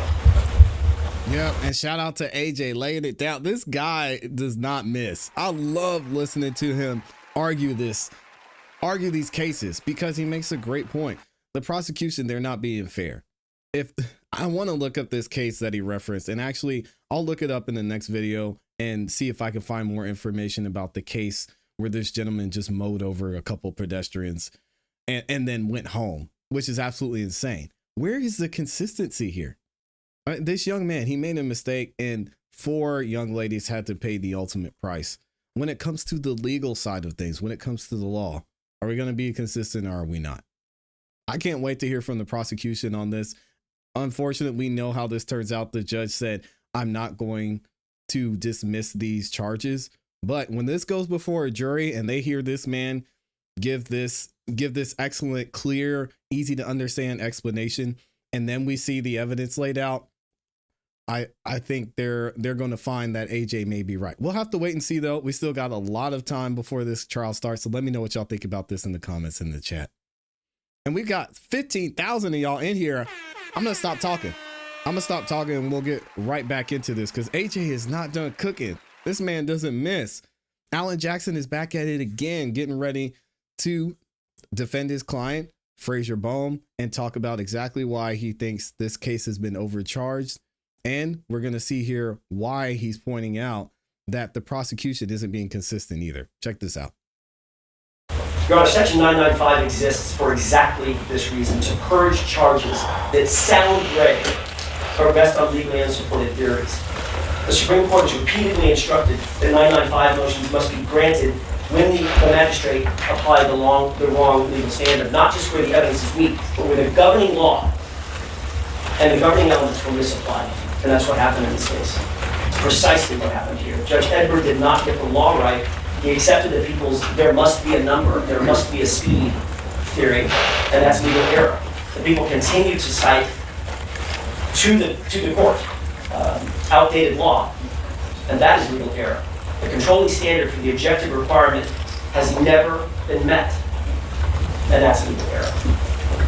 Once the right law is applied, the outcome is no longer discretionary for this court. It's not even close, it's not debatable, it's mandatory. If Reyes governs, and Reyes does, I think we're all in agreement, including Mr. Martin, that Reyes now governs. If the current CalCrim 520, which I placed on the court's bench, governs, and I think, again, we're all in agreement that it does govern, then the murder counts must be dismissed. The case comes down to this, and I'll close my closing comments are these. There's one unavoidable question. Did the prosecution present evidence that Frazier Bohm committed an act involving a high probability of death at the time, that he knew it, and that he intentionally disregarded it? The answer is no. I don't think so. Not a little bit, not barely, not depending on how you look at it. The answer is just no. No intoxication, no racing, no text, no statements of indifference, no prior warnings, no subjective awareness, no prior serious consequences by the government, no bad driving in his history, ever. And no objective showing of a high probability of death to a near certainty. Just speed. And speed is not malice. Section 995 is that safety valve, the safety valve that every member of the community relies on. It prevents exactly this kind of overreach. And the law demands that the murder counts be dismissed so that this case can proceed on the proper charges. The charges the evidence actually supports. Manslaughter, not murder. We ask the court to dismiss counts 1 through 4. Jackson, thank you. Well said. Shout out to AJ. Thank you. The defense rightly points out the change in CalCrim 520, including the language of high probability that that was the result. but they just ask a question if the people presented that at preliminary hearing. Well, it appears that the judge who held the defendant to answer believed so, when in his holding he said, quote, implied malice requires that the defendant act with a wanton disregard of a high probability of death. That's from the preliminary hearing transcript, volume 3, page 47, lines 14 through 15. The committing magistrate clearly understood the law and applied the law to the facts that he heard. And we're here for a 995 motion. And the question then is, were there sufficient acts for him to draw that conclusion? Understand, he was applying the very law the counsel's been saying he did. I did want to note one thing in terms of the high probability. One of the cases cited by the defense was People v. Pierce at 114 Cal App 5th 508. And in Pierce they confirm that there has not been a fundamental change to the law. They say, quote, finally, we note that the defense contends the High Court in Reyes, quote, changed its position on the objective component of implied malice and redefined dangerous to human life as requiring a high probability that the defendant's act would result in death. Contrary to the defendant's argument, the requirement that an act carry, quote, a high probability of death is not new. And Reyes itself noted the equivalence of the Thomas and Phillips formulations, those which came before, restating that the language that already existed stood for the same thing. This is a refinement of the language. And in fact, in the Pierce case... Why 520 have to be changed? No, because it's stating that this already exists, that this is not new. This is the formulation.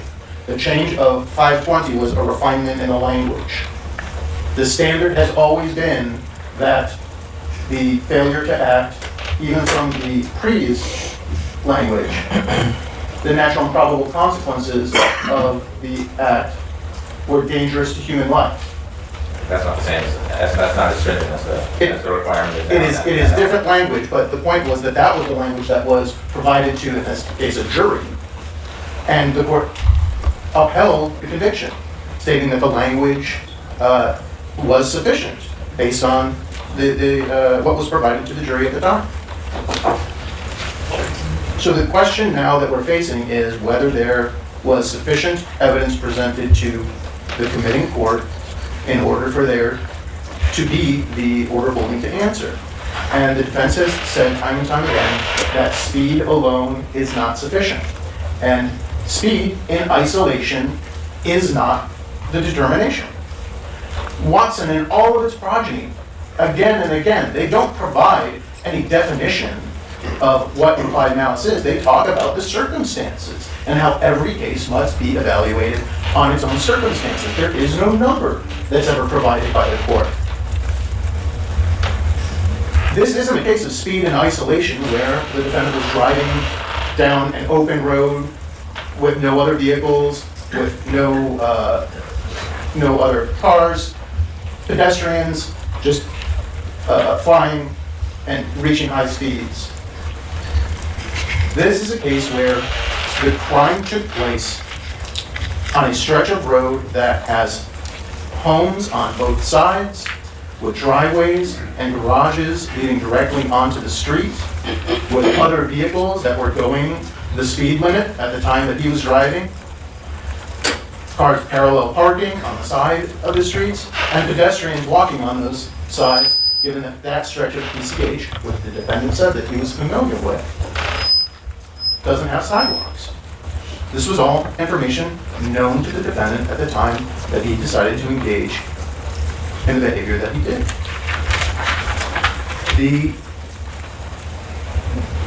The speed that we're talking about has to be looked at in terms of where he was and what he was doing. It isn't just that he reached the speeds that he did. He also had to navigate around other vehicles that were going slower.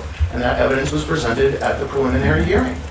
And that he went around because, even according to him, the vehicle in front of him was in his lane, so he drove around. And that's when he was reaching those high speeds. Now, he claimed that that vehicle then started to merge into his lane. So first, let me talk about that in terms of my moving papers saying that the about the cause of the accident.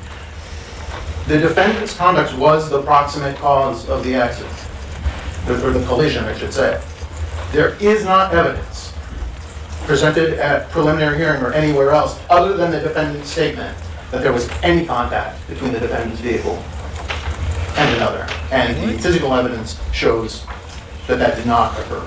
I don't understand where The mirror was the mirror was out of place. It was out of place. The mirror was out of place in a position that one would not expect to have happened if it occurred while the defendant was passing another vehicle.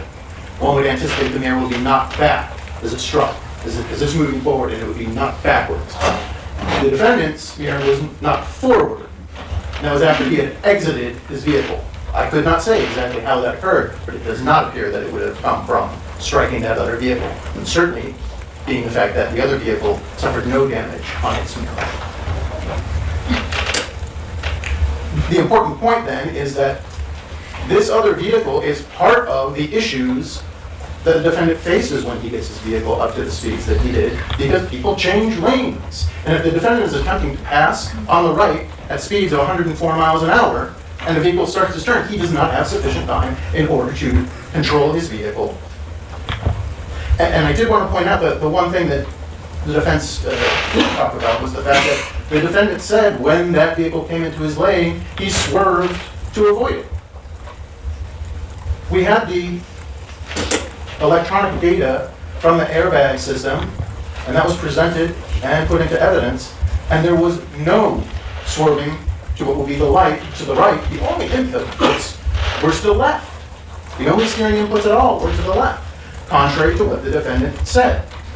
And as I noted in my moving papers, and I won't go into great detail, but it does show that the defendant understood that what he was doing was dangerous, and he is coming up with excuses as to why the collision occurred. What? How? The other important factor about the speed and the electronic data control is that at the outset of its reporting, which occurred 5 seconds prior to the first deployment of an airbag and some 7 seconds before the final deployment, those inputs included an engagement of the stability control system, meaning the vehicle was not stable in its movement.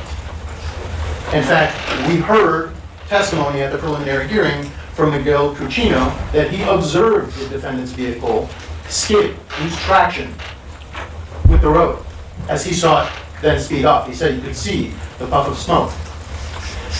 According to the electronic data, that occurred when the defendant was doing 93 miles an hour and had his accelerator at 79%. He continued to accelerate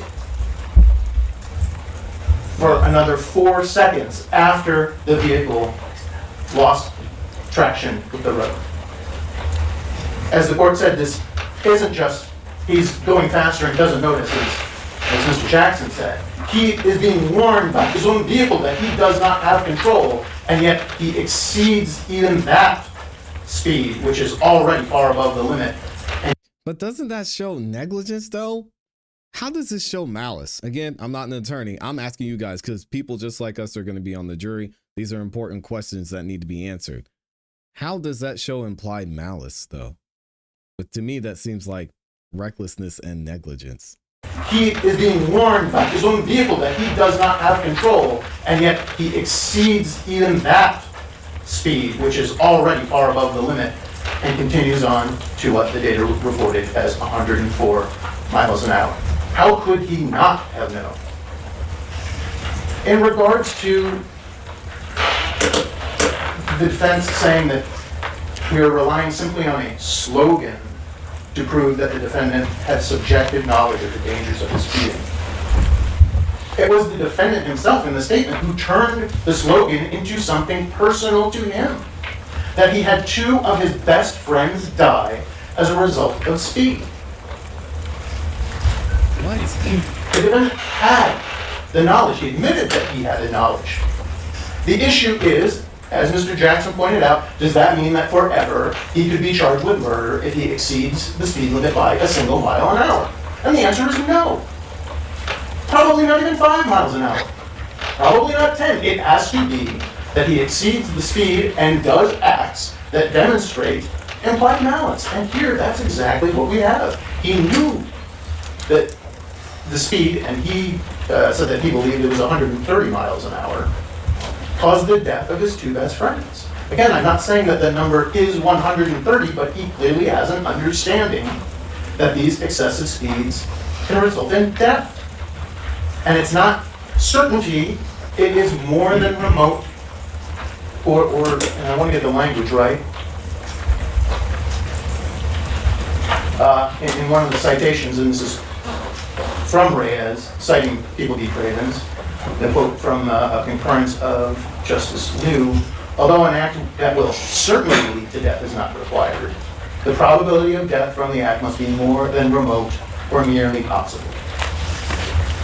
And that is absolutely what we have here based on the totality of the circumstances and the totality of the acts that the defendant engaged in, understanding that he had been driving in a manner prior to the excessive speed that was described as going from all the way to the shoulder, all the way to the other side, that he was engaging in behaviors that already drew the other driver's attention to him.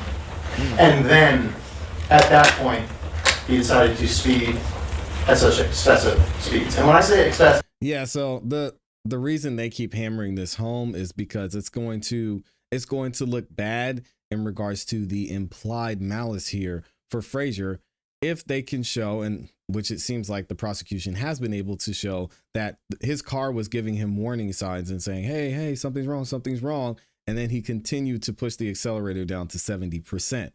So that's why they're continuing to hammer this home and say, okay, well, maybe it wasn't the slogan that he saw, speed kills, but his car was beeping, it was flashing, it was showing him something, and he still proceeded forward at that rate of speed. Now we can say there's implied malice here. Excessive. We're talking about the actual speed limit was 43% of the speed that he reached. He was exceeding the speed limit by 231%. And as the court noted there, this isn't... That's not enough for implied malice. It's a point, it's a brick in the house that they're trying to build, but come on.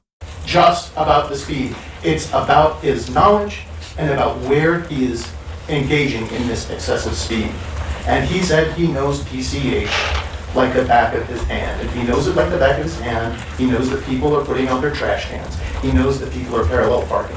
He knows that people cross on the crosswalk that is demonstrated in the exhibits that the defendant passed as part of his path towards where the collision took place. He knows this, and yet, with that knowledge, with the knowledge that he is already losing control of his vehicle due to the speed, he continues to press down that accelerator for another 4 seconds. And that totality is the basis that the magistrate used to hold the defendant to answer. It is not that there has been no evidence, that there has been an abundance of evidence, that more so than is needed. But the point is, at this hearing, it's whether that evidence was presented sufficient for the magistrate to hold the defendant to answer, and it was.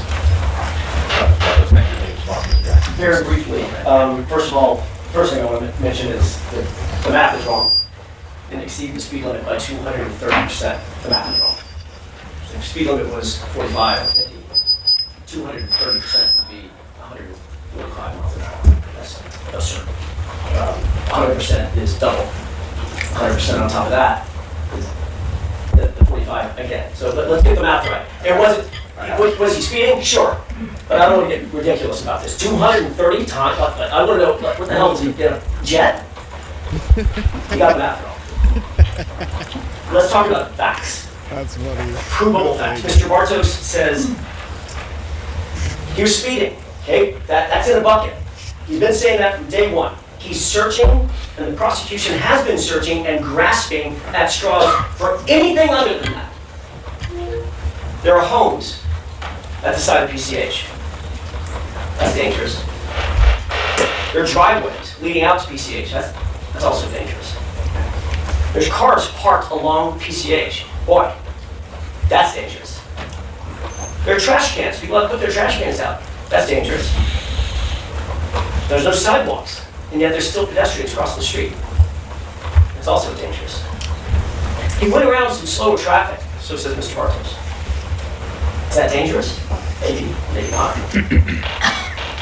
And going at a higher rate of speed gives you less time to react. It's also dangerous. Where in that list did Mr. Bartos establish a high probability of death? That's the standard. The prosecution has gotten into this spin cycle non-stop since the preliminary hearing. Boy, this was dangerous, this seemed dangerous, this is dangerous, this is dangerous. That's not the law. As the court rightly termed, the jury instruction, it was changed for a reason. The Pierce case didn't stand for the proposition that it's all the same. It's always been a high probability of death. That's not true. The Reyes case changed the law. And the jury instruction was changed because of that, as the court noted. We are not talking about something that's dangerous. Is excessive speed dangerous? If we go out on Van Nuys Boulevard, whatever the big boulevard is, I think Van Nuys Boulevard, outside the courthouse, how many folks are going to be speeding on that road? We can look for 10 minutes. How many folks are going to be speeding on that road? Nearly all of them. Nearly all of them. It's California, for God's sake. What you're talking about right now.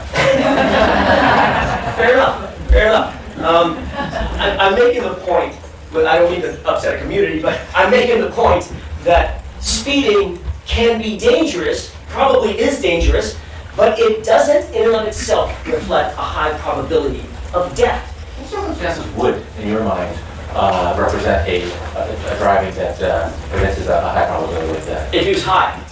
But whether you're high, you're drunk, or whatever it might be, equally, and you're therefore likely to cause some kind of accident. Who's to say whether this accident with drugs or that accident without drugs is more likely to happen to hit a vehicle or a pedestrian and kill them? Let's say that there's a circumstance in which... Isn't there a large degree of bad luck, too?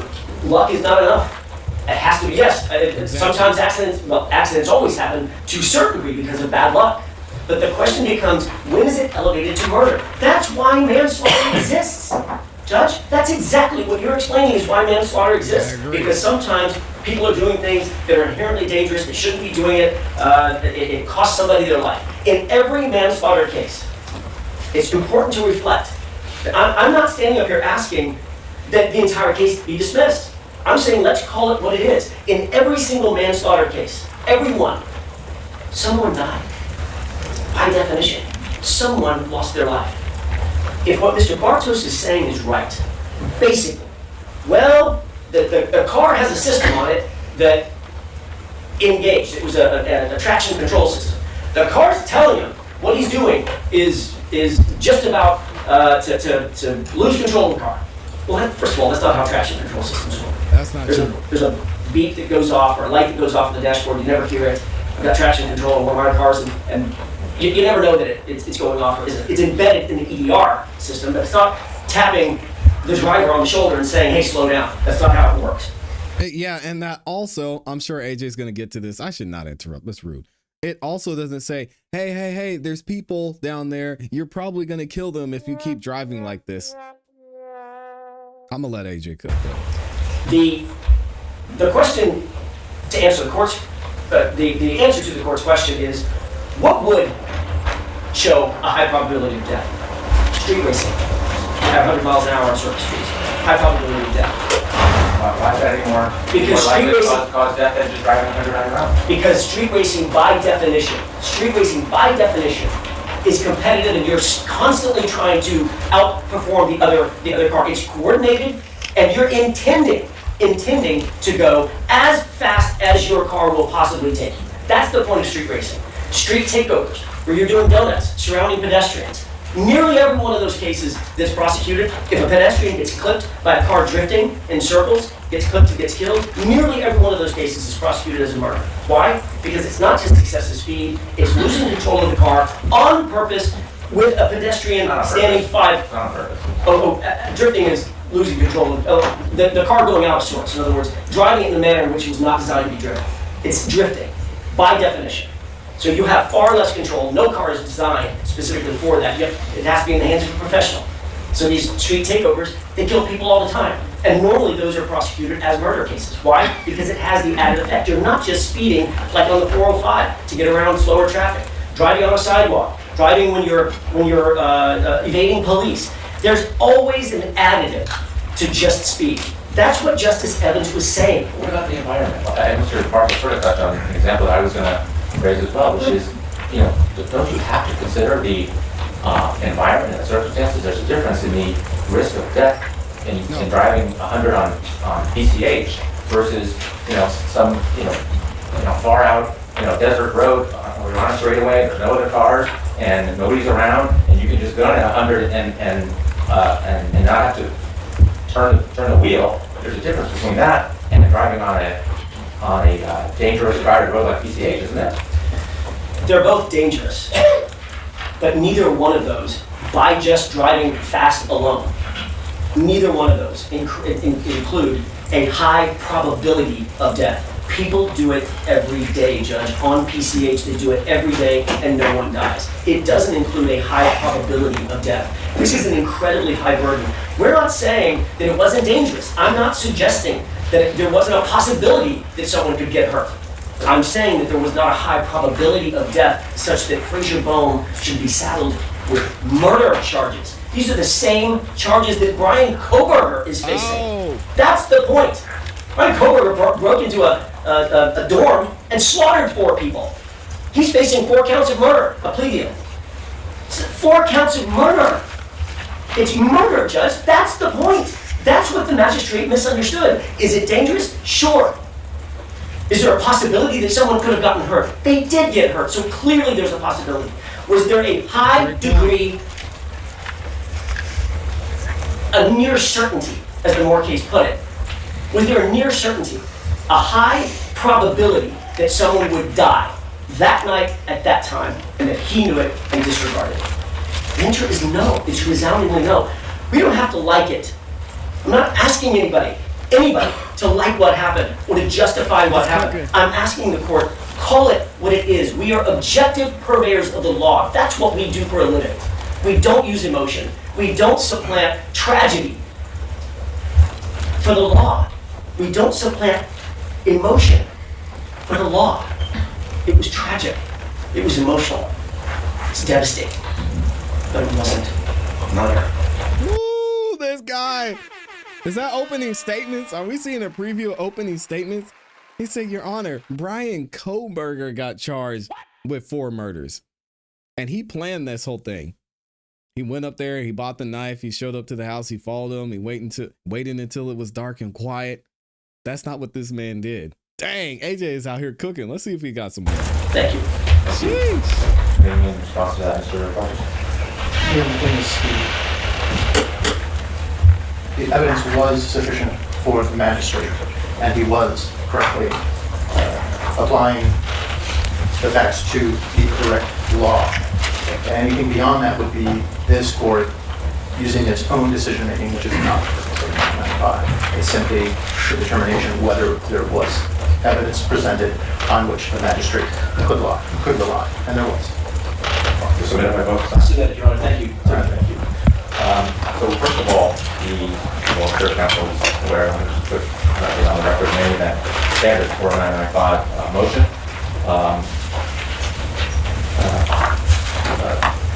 According to the Ride House, the Superior Court case, 67 Cal 2nd 471, reasonable probable cause is shown if a man of ordinary caution or prudence would be led to believe and conscientiously entertain a strong suspicion of the guilt of the accused. That's the magistrate's job.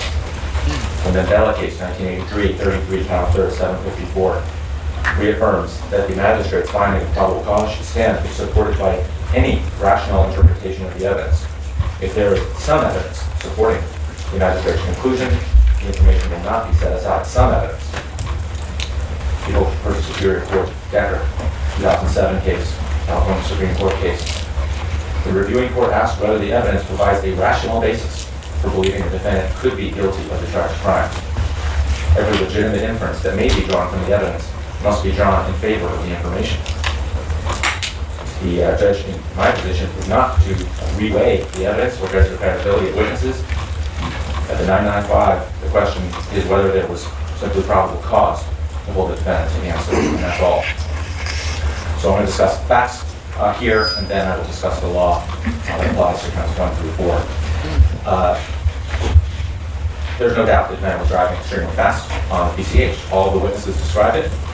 They put different numbers on it, but they all said things like he was going, quote, extremely fast, or he, quote, flew past me, or he was going, quote, super fast, or that he, quote, accelerated extensively. The data recorder in Mr. Bohm's car said he was doing close to or even above 100 miles per hour in the instance before the crash in a 45 zone. The magistrate noted the data recorder evidence carried weight in his decision-making, acknowledging that while there are warnings that come with it that say it can make mistakes, there was no evidence presented at the preliminary hearing in this case that it made errors here. The defense said that Mr. Bohm was fleeing a road rage incident with Mr. Victor Calandra. There was no evidence of that in the record. The evidence in the record was that Mr. Calandra, when stopped next to the defendant at a light a few moments before the crash, rolled down his window and warned the defendant he needed to be careful, yelling at him, "You need to be more careful. You're going to hurt yourself." Yeah, I mean, if that's the case, it's going to be tough. Again, the judge is going to lay out all the reasons here why he is going to deny the motion to dismiss these charges. But I think AJ, the reason he took this case is because he has a great defense here. And we've seen AJ say before in an interview that his goal is not to get Frazier to be found innocent. Although we believe and he believes he's innocent until proven guilty. He's not saying that he didn't commit some sort of crime. He is saying that what he's been saying here the entire time, he's been super overcharged and it should have been maybe manslaughter. And then we can go and defend this and say why we believe Frazier is innocent. So moving forward, y'all know we're going to cover this case. I think this is going to be a great one. Let me know what you think about this in the comments and in the chat. Man, shout out to the gang. There's still 15,000 of y'all in here. Please, I haven't asked enough today. Please make sure you like the video if you haven't yet. It's free, helps the channel continue to grow. Lets the algorithm know y'all are enjoying the show and shares the video with more people. I'm gonna let y'all get up out of here for today. We've got a lot of clips that are gonna be dropping this afternoon. So if you haven't yet, make sure you subscribe, hit the notification bell so you don't miss any time we go live. Thank you to everyone who went the extra mile and dropped super chats over there as well. Shout out to the super chat gang. I appreciate y'all. Mr. Brown's over there, Les Cleaver, and then of course, the beautiful, the awesome, amazing Amy E. Hope y'all have a great rest of your day, and we're going to be back here tomorrow to end the week the right way with another great show for y'all. So make sure you tune in for that, and as always, you know what to do. Keep growing, keep pushing, keep it classy. We go. Peace. Y'all are amazing, man. Shout out to